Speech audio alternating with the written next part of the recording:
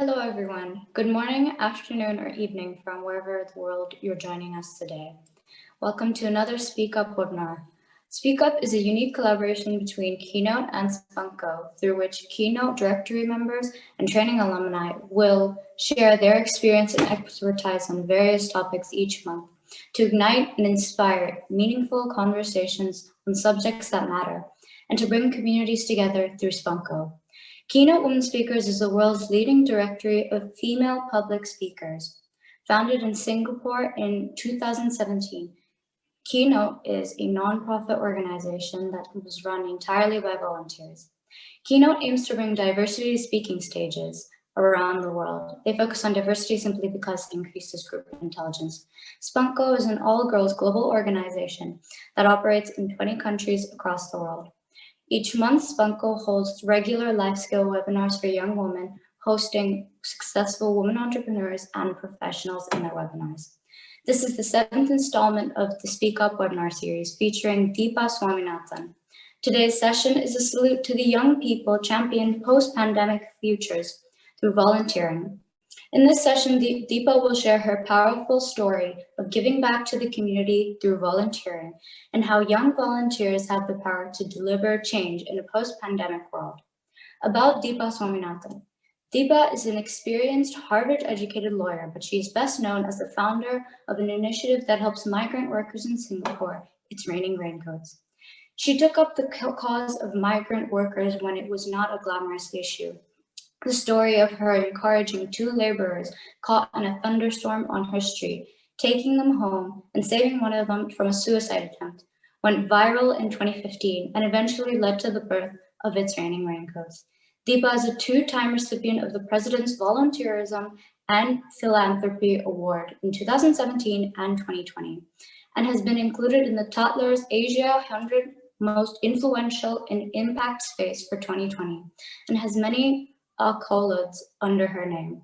So I would like to invite you to welcome Deepa to the stage. The floor is now yours.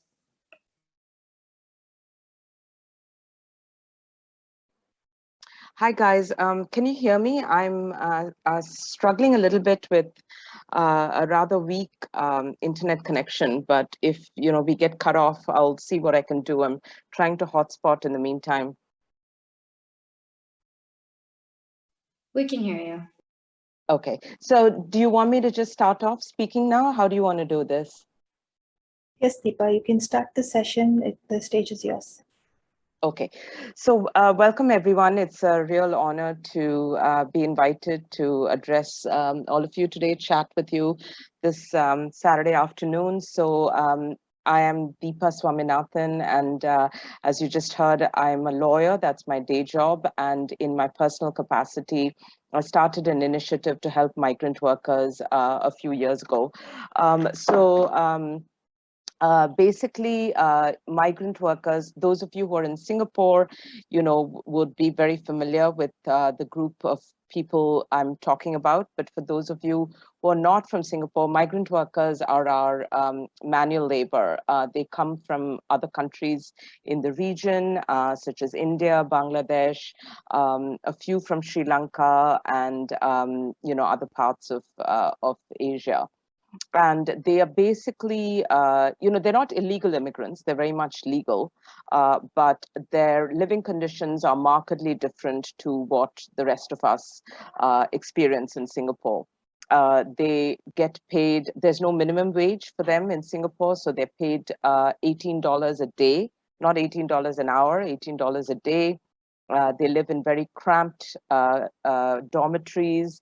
They are transported in lorries without seatbelts, and they do, everything that really constitutes nation building. They build homes, offices, they dig our roads, tar our roads, prune our trees, dig the underground tunnels. They work in the shipyards. So, they perform a great service to Singapore. And I believe that we owe them a debt of kindness, because that's the least we can do really for them, given that every building, this home that I'm sitting in, was basically built by their labor. And many of them sustain permanent disabilities, serious injuries. Some of them even die doing, what they do because of the nature of the work. So this group of people, I like to say when I give talks that migrant workers in Singapore are everywhere, and yet they're invisible because, nobody really pays any attention to them. You can't walk 20 steps out of your front door and not encounter a migrant worker in the form of a construction laborer or a gardener, but yet people rarely notice them. And so, it was my kind of, well, I just wanted to start noticing them and, do something compassionate towards them, just in my personal capacity. I didn't intend to start a movement. But what started as pretty much a one-woman initiative back in 2015, has now grown into sort of a nationwide movement, really. We've got more than 1,500 volunteers. We've won the President's Award, which is the highest civilian award for volunteerism and philanthropy in Singapore. We've won it twice. And we've won, various other sort of awards and recognition along the way. And the group is called It's Raining Raincoats. That's one word. And you might wonder why the name, but I'd heard the song It's Raining Men one day, and the next day somebody invited me to start a Facebook page that was kind of the genesis of this whole initiative. And so I came up with It's Raining Raincoats. The way, I'll just tell you a little bit about, the one particular incident that that got it all going. And then I'll talk a little bit about, where we are today, and then come to, our youth initiatives and what, all of you listening as young people, could possibly take away from it. So the incident was, about 5, 6 years ago. I was between jobs. I was, changing jobs. So I was on my gardening leave, and I'd gone to the gym in the middle of the day, which is a rare luxury you can only enjoy when you're sort of on leave or on a break. And as I was driving back home, there was, it was a pouring thunderstorm. And as I turned into my road, I saw these two men just getting drenched by the side of the road. They were road cleaners. They were there to, with their wind blowers to clean the road. And it had obviously started pouring, and they didn't have a raincoat. They didn't have an umbrella. They were just standing there getting wet. And as I drove past, I thought, oh, I feel really sorry for these guys.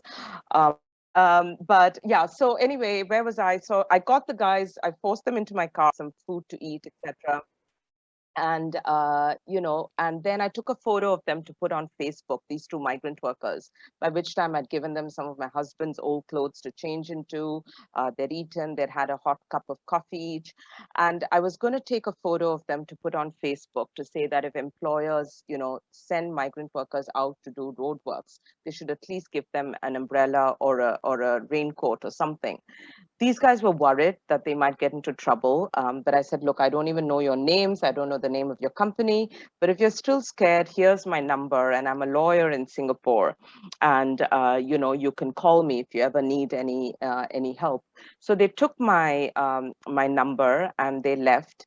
And I never heard from them until 3 months later. I got a call from the police on a Sunday morning to say one of those two guys, his name was Murugan, had tried to commit suicide the night before, and the only number he had with him was mine. So would I be willing to go to the police station and post bail for him?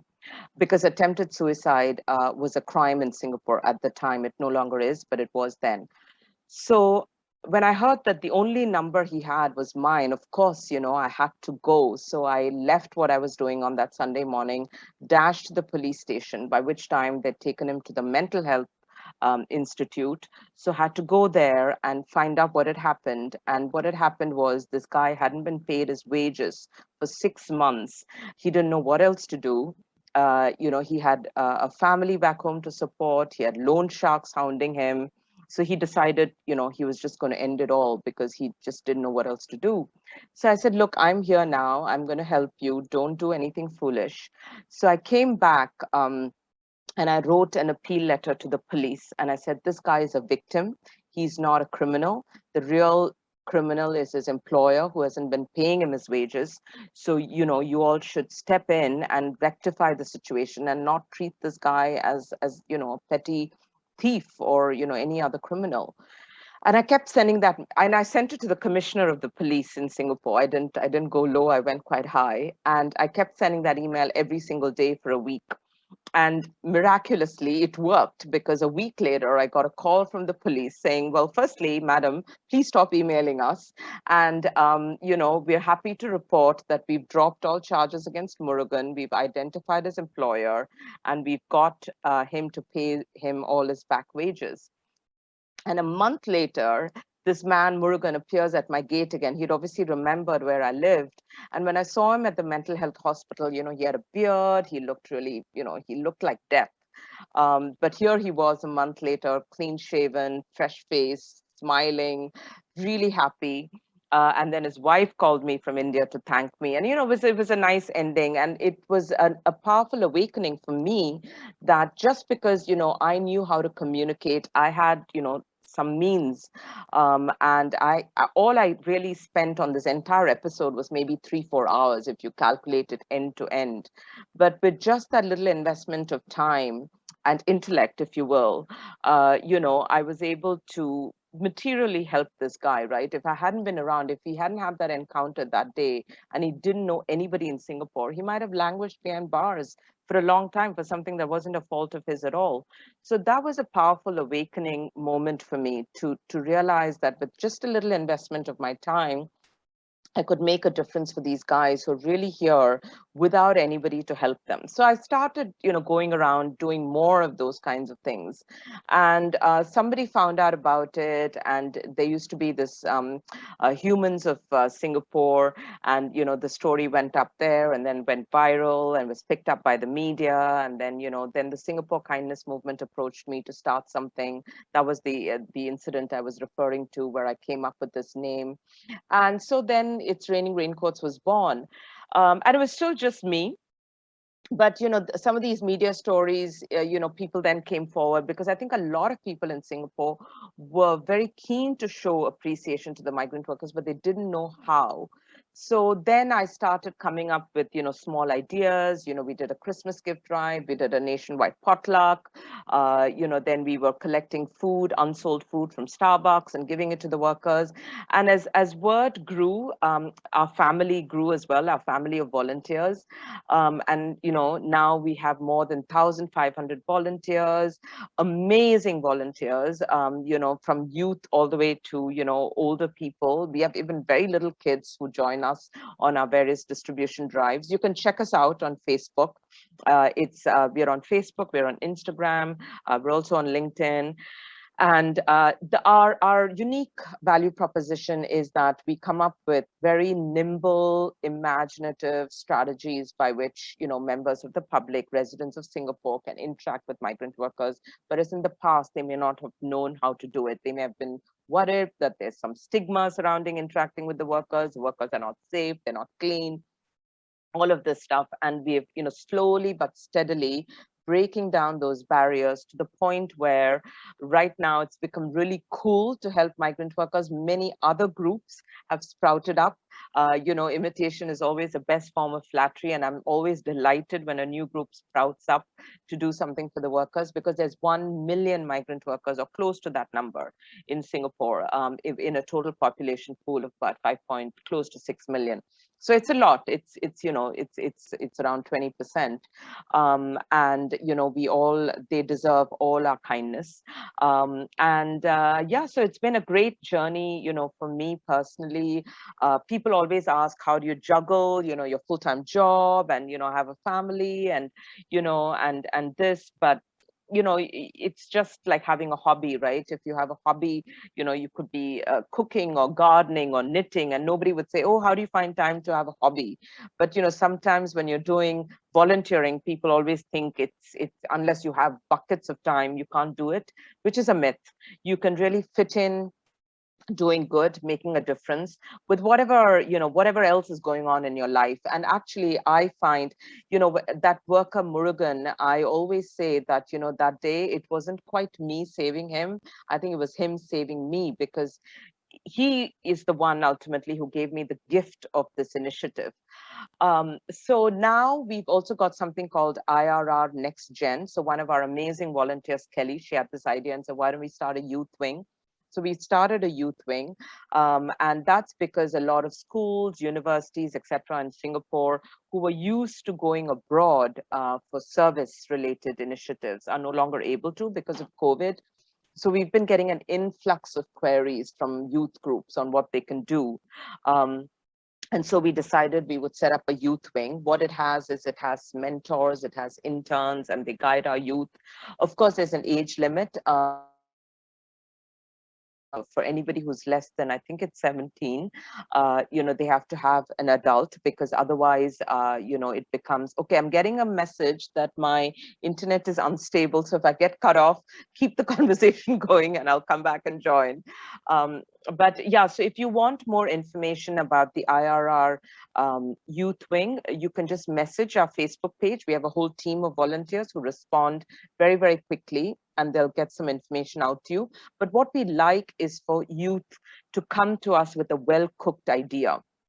It's very hard for us. And I would, give you that advice, no matter what you're doing, how you're planning to volunteer. If you go to a group and you have no idea, what you want to do, it's very hard for the group to then assimilate you, because, it becomes work for them to figure out, okay, where to fit you in, orient you, etc. So it's always great if new volunteers do their homework on this group, what they're doing, what kind of activities they do, what is their DNA, what is their footprint, and then see how you can dovetail and how you can join in and come up with a really, concrete idea. And when you reach out, say, this is what you guys do. This is why I would love to join and help you.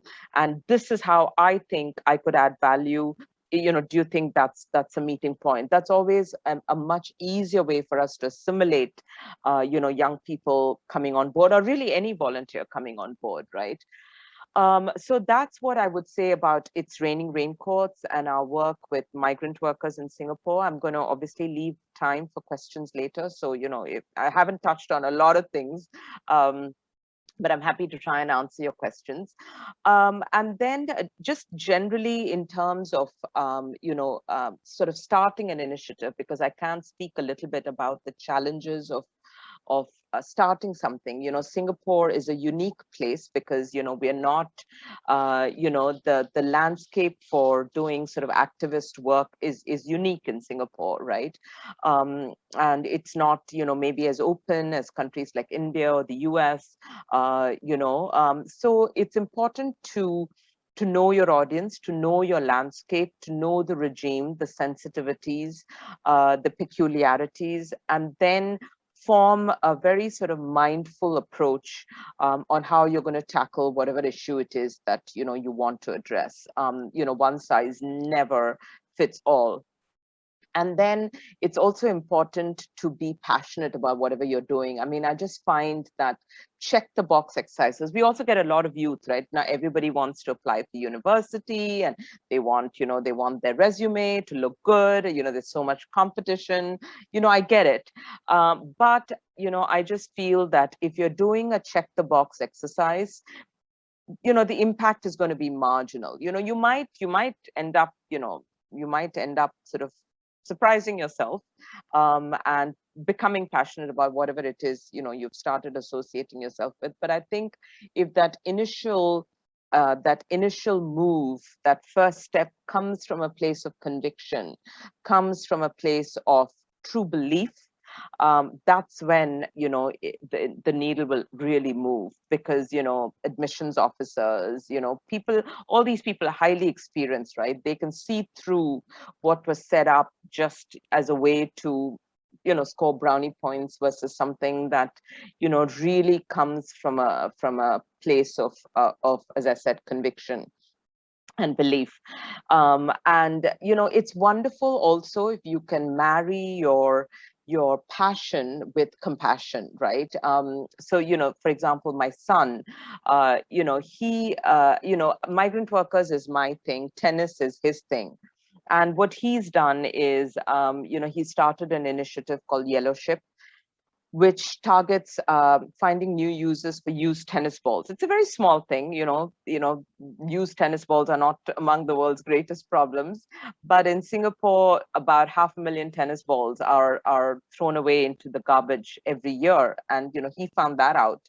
And that was his thing. So he's come up with a way where, people all over Singapore come home and donate, just drop off their used tennis balls, and then he finds places to send them to. That could be, dog shelters, could be old age homes. It's also migrant workers, because, he's done a video on how a simple used tennis ball can help with physiotherapy. It's actually as effective as an expensive foam roller. And then to camera crew, because camera crew used tennis balls. So that's what he's done. And it's a very small thing. It's on social media as well. But what I like about that is that it's just his thing. It's his tennis is what he lives and breathes. And then he's found a way to sort of marry that passion with, doing something useful for the community. And it has nothing to do with, what his mom does. And so, I would really encourage, all of you listening to find, that unique spot that, is maybe your niche, because what a great, source of pride that would be for you to forge your own brand of kindness and impact. So that's what I would say. Now, let me see where we are for time. We're kind of at 5:25. I really would like to have more time for questions than less. Of course, if there aren't very many questions, then I'll carry on speaking a little bit more about, the work I do. But I'd like to pause here and see if I can take a few questions and spend some time addressing, because I'm new to Spunk. I don't know, what your interest areas are. So I'd like to take some questions and then sort of fashion the rest of the dialogue in that direction. Deepa, we have about 4 questions. If you have another point or two to continue, you do have the time. Otherwise, we can go to the questions. No, let's go into the questions, and Okay. then I'll develop those points accordingly. Okay, Mitra will manage that part.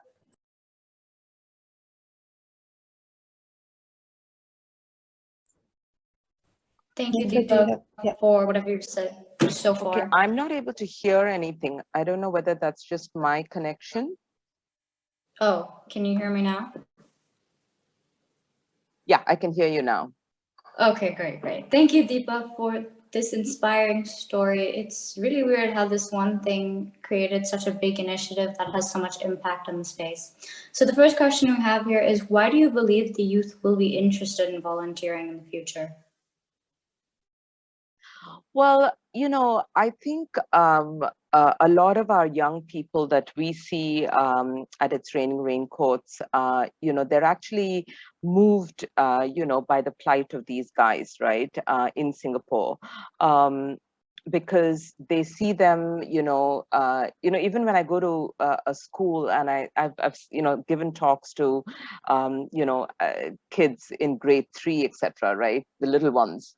And when I talk about, when I start off the conversation, it's usually in an international school, and I say, we're all migrant workers, right? I mean, well, I'm Singaporean now, but when I came here, I wasn't. And we could all think of ourselves as migrant workers because we've come from a different country to this country to work. But what's the difference between these guys and us? And the difference is that, they leave their families behind and they come here alone. They get to travel in lorries without seatbelts. And every time I say that, the kids are like, but why? They can't understand it. And from that moment on, I've had parents come and talk to me and say, I don't know what you told my daughter today, but she's come back from school and she's insisting we bake cookies and we walk around our condo distributing it, find migrant workers and distribute it to them. So I think our young people naturally have that fire burning. The fire burns its brightest in these precious years of, when you're a young person, right? All that energy. And I think it's beautiful to harvest that to doing something good. I wanted to be a human rights lawyer, when I was young. I couldn't ultimately. I'm a corporate commercial lawyer, but, life has sort of brought me back to that realm. So I think it's very important, if you feel that spark of energy that is guiding you towards a particular cause, do connect. Even if you can't do something big, never start off by saying, I've got to have like an amazing result day after tomorrow. It's probably not gonna happen. It might, but generally not. But do have the faith and belief that if you keep chipping away steadily, and it can be with whatever, you have to have all the fun in your younger years, and you've got to party, and you've got to do all of those crazy things. So never think that volunteering needs to cut into, your time to study, or your time to have fun, or your time to just be carefree and just enjoy these years of not having very many responsibilities, right? You must do all that. And this doesn't need to be volunteering and having feeling the need to make a difference needn't run counter to everything else that youth represents. But it's, if you just start slow and start steady, I think that is the clearest way to you'll be surprised where you end up, is my own experience and belief. I can hear you now, Binu. Do you want to just read it out? I will read it out. What can you advise a university student to contribute into the volunteering field? What can I advise? Yeah, that's a broad question. Pointers. Yeah, I mean, it depends, on which university you're going to, which subjects you're studying. Most universities have very well-established social service, avenues to contribute, right? They have their own societies, they have their own sort of, support, impact groups. There's a menu, really. There's a ready-made menu of options to choose from in terms of how you want to, contribute. So you can always pick one of those. And that's probably the best way to do it if you're a new student you're a first year student, sort of understand the landscape of the university, see how it works. And then if you see a gap somewhere, that you think is not being met, a social service gap, that could be for animals, it could be for trees, it could be for the environment, it could be for a group of people, it could be for a group of people within the university, maybe the cleaners, maybe somebody else, maybe the security guards, who knows, right? So if you see a gap, then, you can start thinking about how to address the gap. But, my advice would always be to understand the landscape of the university, see what its own offerings are and how you can contribute to it. Because, I can understand the reluctance of, school and university administrators if somebody comes up to them and says, oh, I want to start something new.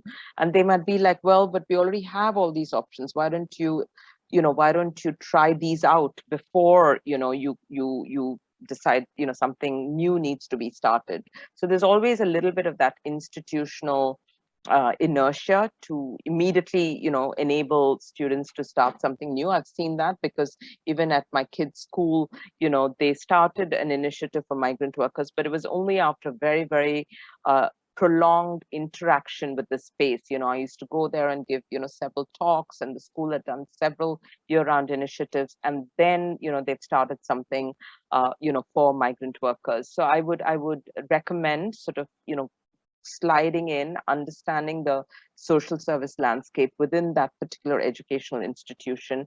And then if you're convinced there is a gap somewhere, then you think about what would be a concrete plan to address that gap. Because again, as I said, nobody likes to be pointed to a problem without being introduced to the solution as well. So if you just say, well, that's, and the question is, okay, thanks for letting us know, but what are you going to do about it? So you should already have that sort of blueprint, a very rough blueprint on how to address it. Thanks for that, Deepa. The next question is again a little bit broad, but I think the pointer she's looking towards is what advice would you give someone that wants to start up something like yours, and can they get guidance? There is another question that came in which is very similar to this one, so maybe you can take the two together. That question was, what if someone wants to start something like you or volunteer but is not financially able to? So maybe you can club the two together. How do you go about starting this, and what if there's no money? Okay, so the money, it's raining raincoats, everything we've done, and we impact close to 200,000 migrant workers every year. We do it with no funds, in the sense that I don't get paid for doing anything I do with It's Raining Raincoats. None of my volunteers get paid a dime. We don't even have money to reimburse us for our expenses. So if I drove somewhere to give something to a migrant worker, my car fuel costs, I pay that myself. So never, never equate money or the lack of it with your ability to create impact, because it's really quite possible, I think, in today's day and age, to make a difference without it costing anybody anything. Now, having said that, we do raise funds for the workers. So any money that gets donated to us goes directly to the workers. And, we do that through a platform that's not ours. So the money doesn't even flow through us, it flows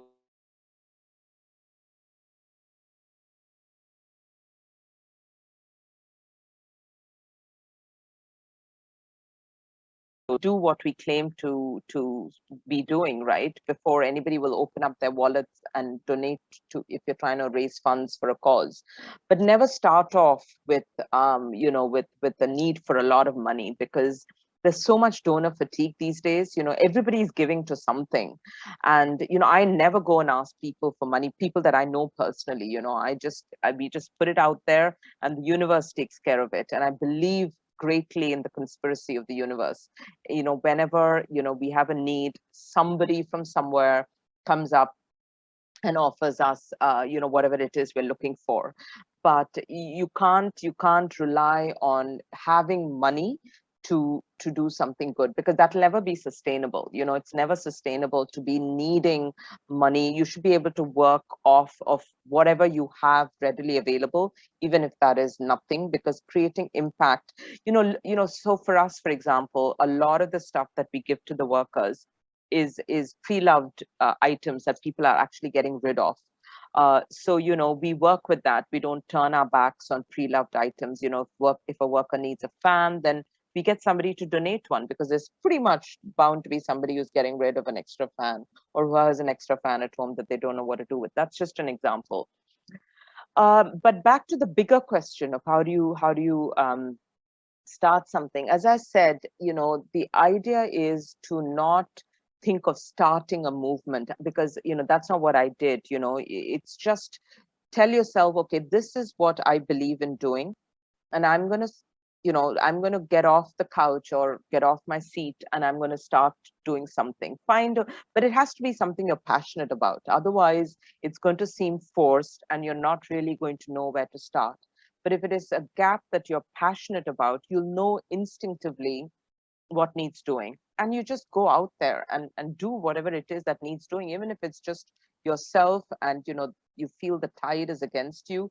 Just keep plowing on, and believe in the conspiracy of the universe, because if you're doing something that you're meant to be doing, and you're actually making a difference in your own little way, you will find the energy, and you will find avenues opening up that will take you from point A to point B to point C to point D. And like I said, before you know it, you'll look back and you'll marvel at the distance you've traveled.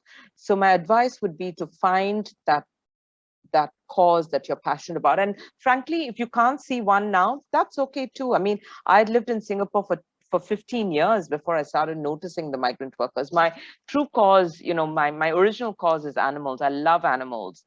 And but then when I came to Singapore, I became a corporate lawyer. So I kind of followed the Robin Hood approach, because I couldn't do anything directly for animals. I decided that a part of my salary, I would I'd be a kick-ass lawyer, but a part of my salary would go to animal rights causes. And I do that even today. So I like to say that all my money goes to animal rights causes, and now all my time goes to migrant workers. So it's whatever formula works for you. And if you feel that you're not, you're passionate about something, but you don't think you have a skill set to offer it, then it's totally fine to say, well, then I'm going to be really successful doing something else, but I'm going to support it with money, because, a lot of these causes, especially causes like animals, animals can't speak for themselves. They do need, financial resources as well. So it's fine to contribute that way too. Thank you, Deepa. All right, Andrew and Aretha, if you're ready, do you have a slide to share or something? Because then I think Netra will have to give you the access. Okay, Netra, can you please provide access to Aretha and Andrew to do the slide share? I've given them co-host privileges, so they should be able to present. All right. Okay, guys, off you go. Okay, Andrew, I can share my screen. Then you can start first. Okay, sounds good. Okay.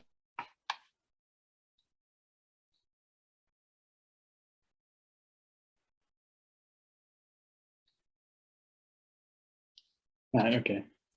So hello, my name's Andrew. I've been in Singapore the last 14 years or so. And in the last 2 months, I've been working alongside Deepa and the rest of the IRR team to help launch IRR's Next Gen program, along with working on some other projects. So overall, my time has been really, really good.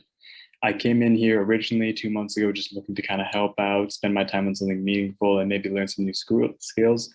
But now, like coming to the end of it, I've learned how to co-organize whole projects, made some new friends, and even interacted with my workers properly for the first time. So with the projects, I think coming in, I expected to have quite a small scope, just working on like the new next gen projects. But I think quickly I was given the opportunity to help out in different ways and kind of stretch, see what I can do. And I think one example is the National Day video, which I think was arguably one of the most complex things I've had to try to do with my time, like organizing all these people. But I think that taught me skills that most people won't learn for the next 5-6 years, maybe. In terms of meeting new people, I thought the online aspect of it would make it very isolated, but instead, just volunteering communities tend to have like a really like tightly knit, friendly, like everyone's friendly. I think I've had some people from other projects reach out, keep in touch, and overall it's been a really nice atmosphere. And finally, I've lived in Singapore practically my whole life. And what I realized only when I joined IRR is that I've never had a proper interaction with the migrant workers. I think because I joined here and because of Deepa, I was able to have, as you can see in the picture, my first proper interaction, which I think otherwise would not have been possible. So I'm extremely grateful for that.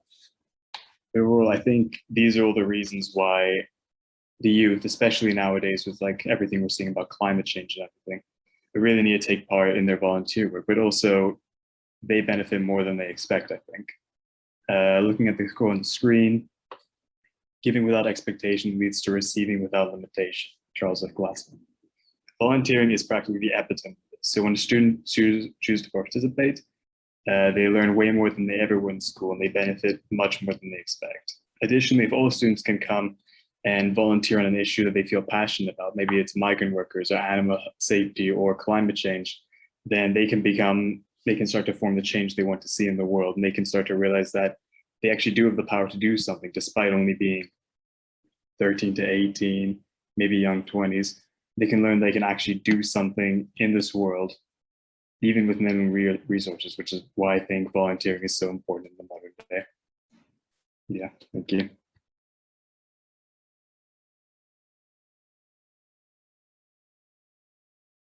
Okay, so I guess it's my turn. Hi, I'm Aretha. So thanks Andrew and also thanks Deepa so much for always like inspiring everyone around you. So I'm Aretha and I'm an intern with IRR. And yeah, so I feel like I live by this quote, which is the smallest act of kindness is worth more than the grandest intention, by Oscar Wilde. So maybe a bit of like a background about me. So like yourselves, I was just a student. So I just graduated from NUS with a Bachelor of Arts in Global Studies. And I started volunteering actively maybe about 2 years ago. So I first started out with just like helping out with a few different organizations like Advocates for Refugees and of course IRR. And yeah, it's really an amazing experience. And I'm just very, very thankful for this opportunity. And I think, I guess for today, like yourselves, you often wonder or have a lot of drive and passion, but sometimes you would ask yourselves like, where do I start? So I think this quote really resonates with me because a little act of kindness goes a long way. And this is especially so for migrant workers. So when I first started out for me, Kelly, which is one of our heads in IRR, suggested a project for me, which is like kind of creating a Humans of New York style kind of migrant worker feature. And for me, coming from a communications background, so I thought this was perfect. And also like throughout my experience, I've had a hand at editing videos, taking videos, and also a bit of like project management work. So I was given a few projects that I can help with. So I haven't been with IRR for that long. So, but from this short amount of time and from the people that I've worked with, including the volunteers and the migrant workers, I can really see that everyone here cares for the cause and have the heart to take the time out of all of their busy schedules to contribute to IRR.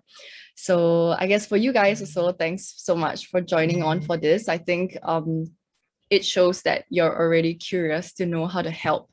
So I guess for me, like my main takeaway, like I want to tell you guys is that like my main advice coming from a recent like student myself is to firstly believe that you can help. So any small action, no matter how small, like even Deepa just like picking up migrant workers from the roadside can impact their lives greatly. So never think that what you do is never enough because everything does matter in the grandeur of schemes. And I think a few of you are also, you know, like starting out like with volunteering. So my other advice is to know your strengths and to think about how your strengths can contribute. So for example, if you're good at writing, then write something. If you're good at social media, then be active and post something. Or if you like to plan events, then plan an event for an organization. So there are always many avenues and many ways that you can contribute and do something given our climate today with like a lot of technology and stuff. And I guess my last advice is to step out of your comfort zone. So sometimes I think it's scary to go into something new, but I think just believe that every experience is always a valuable lesson, even if it's not the most pleasant. And if you're giving back to something that you really care about and that you really believe in, slowly you'll start to build your confidence to be able to do bigger things along like your volunteer journey or even in your career in the future. So there's many ways to start. So yeah, so no matter how scary it is or it may seem, just go ahead and do it. So I guess like I'm really thankful for my experiences in RR and also for the opportunity to speak here to so many of you. And I hope that this talk has inspired you to do something. And if you can see in the photo, like on the right is like me talking to a migrant worker, like asking him questions and getting to know him. And then at the bottom is the 4 interns that are interning with RR, including Andrew himself. So yeah, so feel free to ask any questions to either Andrew and I, and of course Deepa. And we probably can relate to you because we are also students, or I was a student. So yeah, thank you and have a good day. Yep, I think that's all for me. Thank you very much, Andrew and Aretha. Yeah, That was amazing great job, sharing. Andrew. And yeah, so you can see that our next gen is already producing its stars. Oh, fantastic sharing. I think that's inspired a lot of the people who are in attendance today. We've got 87 people attending and about 140 who would get the recording. So fantastic sharing. Thank you. Deepa, can you hear me okay? Yeah, now I can hear you okay. I was just looking at the questions. Once again, Yes. thanks so much to our next gen volunteers. It's such a surprise. I didn't realize they were waiting to present. So I'm feeling like a proud mama at the moment. But I was going through the questions, and one question I particularly wanted to answer was from somebody who's in a law school in Singapore, SUSS Law Yeah, School, I think. Maria. Yeah, so definitely, Maria, we do a lot of legal, we provide help on cases. I mean, we're not a law firm. We don't offer formal legal advice, but, a number of Singapore's large law firms partner with us pro bono. We work very closely with Law Society pro bono services. A lot of big companies, their in-house legal teams volunteer with us. For example, the whole in-house legal team of Facebook, they are a mezzanine layer of volunteering with our casework segment. So we definitely, can use pro bono legal support.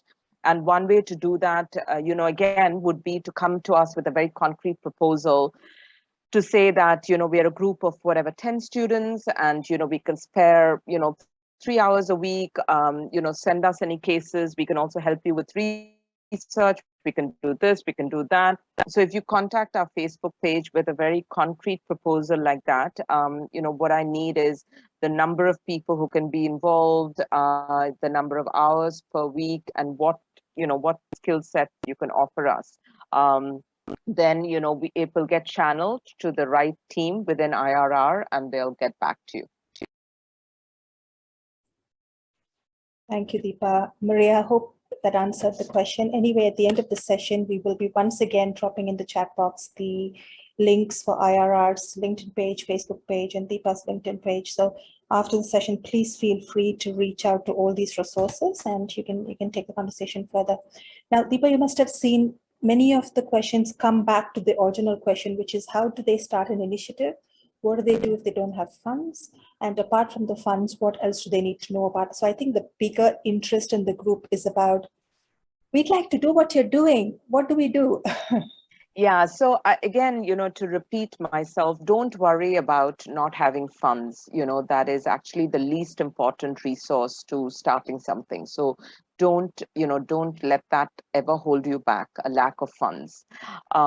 The second thing I would say is be aware of the regime, the society where you live, right? I mean, whichever part of the world you're coming from, sort of start becoming aware. You're still young, you guys have, your whole lives ahead of you to make an impact and to make a difference and, to do great things. So there's no need to rush, and there's no need to feel like, oh my God, I've lost all this time. And, so don't come from a place of pressure and I must start something.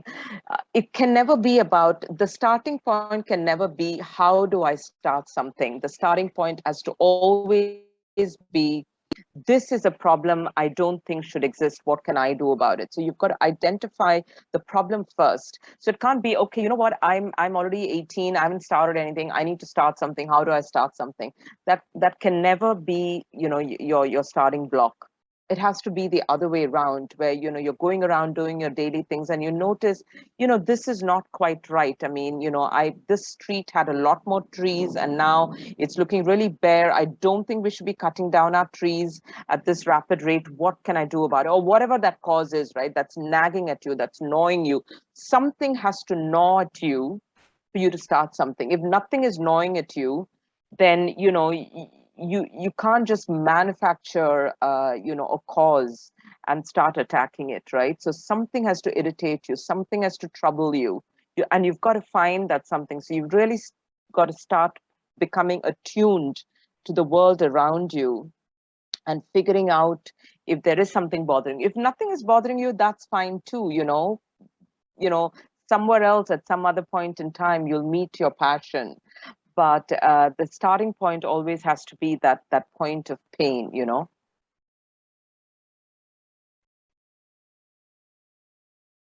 Thank you, Deepa. We've got just under 5 minutes left. I think we have a very good question to round off this. How do you juggle all of this? How do you find time for a full-time job, for a full-time volunteering organization? Like, how do you do it? I think the crowd wants to know. Well, I do it with a great deal of difficulty and with failures.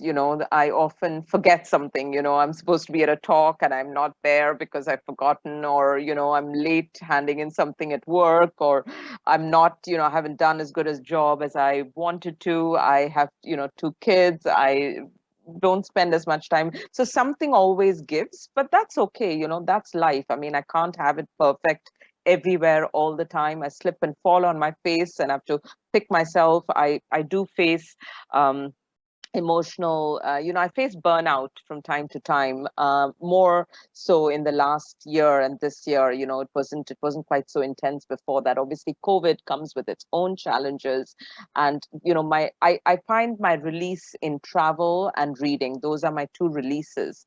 Love traveling. Haven't been able to do that, so that's, I know subconsciously that's been eating me up. um, and I've tried to compensate by reading, because I find reading is like traveling. It takes you into another world. So I try and make sure, I'm watering the well, because, I like to say, if you don't water the well, you can't draw from it. So if I'm crumbling and falling to pieces, then I can't possibly be helping anybody else. So I've got to find some way of keeping it all together. I fail sometimes in doing that, but it's very important. It's very actually liberating to acknowledge your own failures and your own difficulties. You don't have to hide it, and you don't have to pretend that everything is okay all the time. In fact, people like to see that, you too are, you're as human as the rest of everybody else, right? So it's important not to have some veneer of invincibility. It's perfectly okay to fail and to make mistakes, and and that's who you are. But I will say, though, that this whole It's Raining Raincoats thing energizes me greatly. So it might seem like I'm giving to it, but actually it gives to me, and I wake up every morning buzzing with 10 new ideas of what I can do, and I'm only limited by the hours in a day, right? So it's very energizing. It's wonderful. I have an amazing community of volunteers. Kelly, who's leading this next gen, she's just such a star. And so it's my blessing to be surrounded by these equally passionate people, and I get a lot of energy from them, which I think feeds back into the system. So that's sort of the long answer to that question. Thank you, Deepa. Thank you very much. Thank you, everyone who attended. I will now, if you have any Before I last words, end, I Deepa, must yes. no, I must apologize for this fiasco of the connection that I had today. I work for Singtel, which is powering this Wi-Fi. So I've already sent a very stern message to my Singtel Wi-Fi team, but apologies for the interruptions. No worries, Deepa. I think they were just so eager to listen to you. These things happen. It's perfectly fine.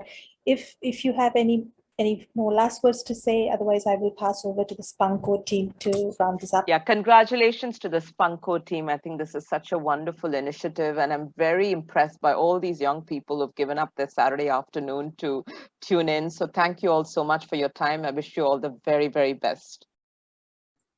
Thank you, Deepa. Netra, please take it away. Thank you.